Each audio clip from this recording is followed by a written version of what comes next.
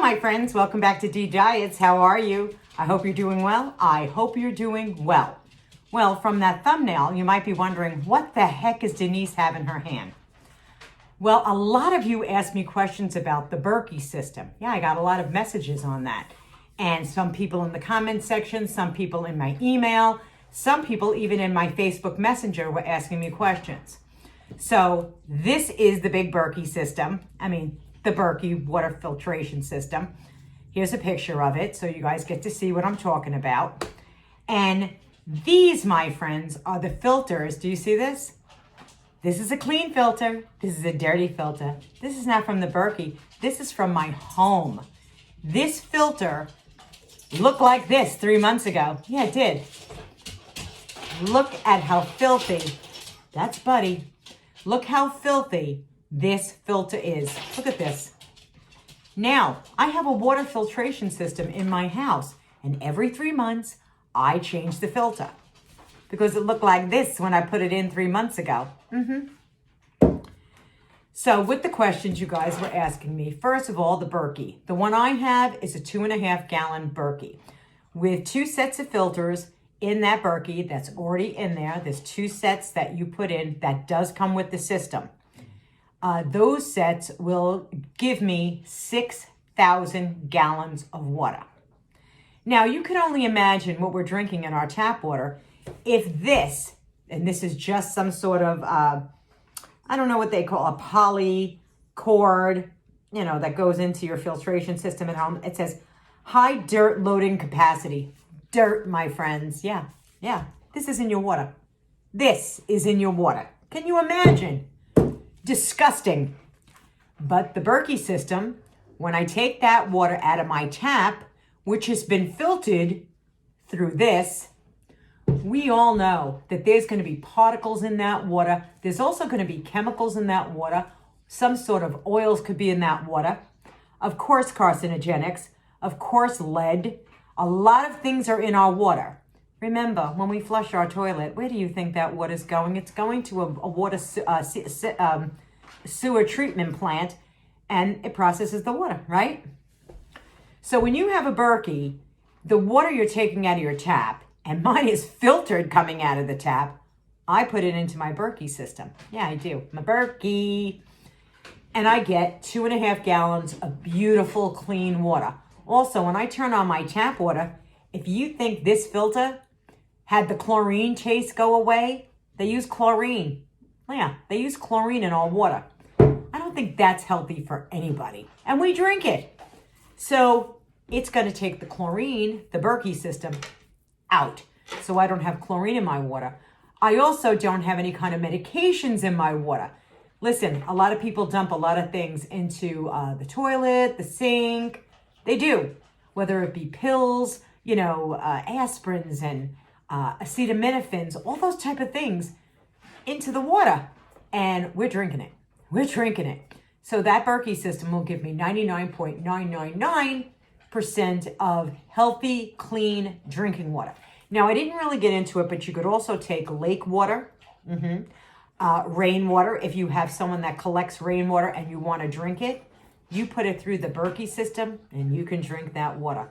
You can drink the lake water. You can drink the pond water. You can drink, as long as it's, fresh water, you can drink it. And then every 3 months, I don't have to change the filter. All I have to do is clean the filter. How do I do that? I just take the filters out, run it and prime it under my sink water, okay? I take a clean sponge and I wipe both filters down. I then put it back into my Berkey, and then I run a whole thing of water through it, okay? And that water I do throw out.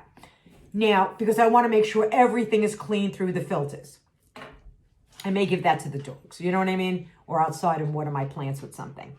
Now, a lot of people have also said, and I have heard people say, well, I have bottles of water in my basement. I have plastic bottles. Me too. But over some time, things can develop in that water, whether you know it or not. I know. Isn't it disgusting? But I did an experiment with Doug over the weekend. And what we did is we took a case of water, because it's about 2 gallons, okay? A case of water is about 2 gallons.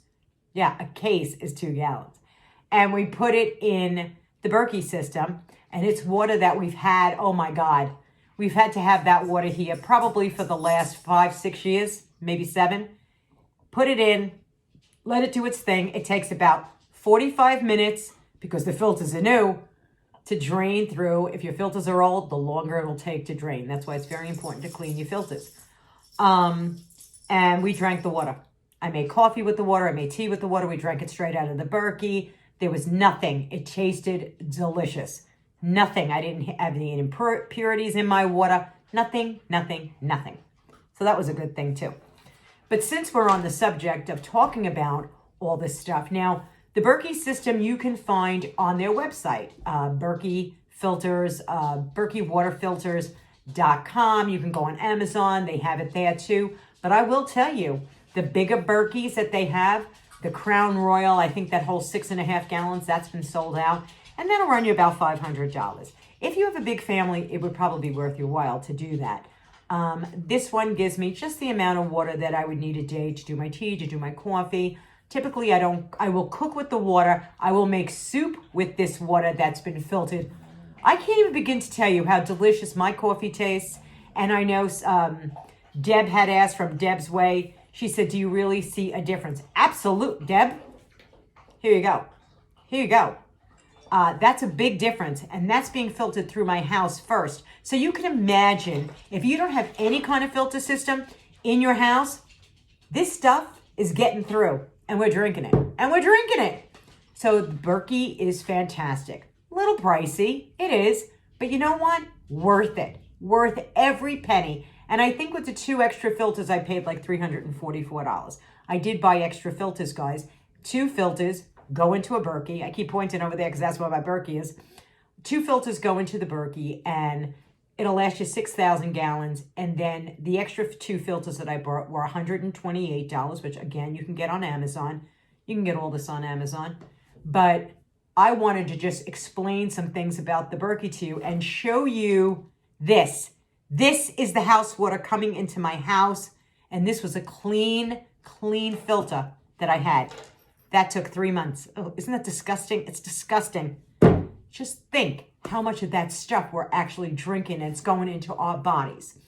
Now, because we're on this little bit of a prepper mode right now, I'm also going to show you, because a lot of people say to me, Denise, how do you do heat? So we're going to step into the kitchen and I'm going to show you how to get heat in a pinch if you had no other way of producing heat in your house and the power went out. So let's head over to the kitchen. Okay, we're back in the kitchen. Yes, we are. My house is not a big house. You would think, like, where do I go? Like it's a mansion over here. But over the winter, some people had said to me, well, Denise, how do you produce heat? Well, I'm going to tell you something. I'm going to show you how to do it as well. First of all, go to the smallest room you have in your house. That is the key, the smallest room you have in your house. So if your house has a small room, that would be the room you'd want to go with. And as long as it has a door that closes, perfect. People in apartments typically have small spaces. So this is another good thing to remember. And I'm going to do this so simply that everything I'm showing you, except one thing, which you probably already have in your house, you can get at the Dollar Tree. Yeah, you can get at the dollar store.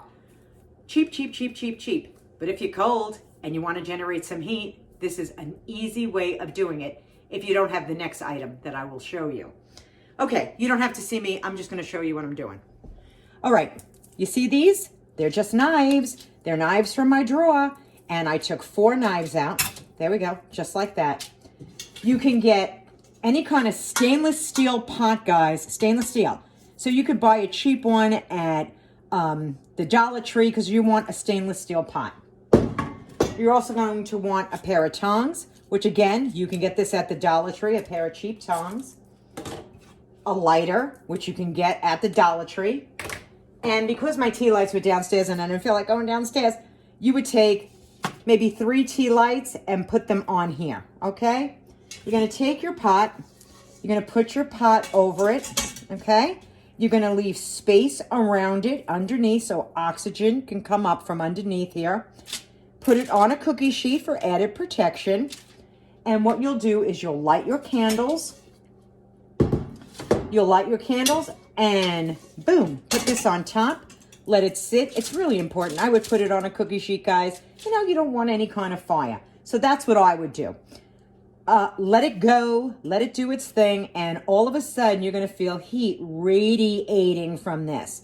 So you can keep one room in your house toasty, at least to take the edge off. I'm not going to say your room is going to be 90 degrees, but it'll definitely take the edge off. I have used this when my power went out, and before I had other things. This is what I use to make a room nice and warm.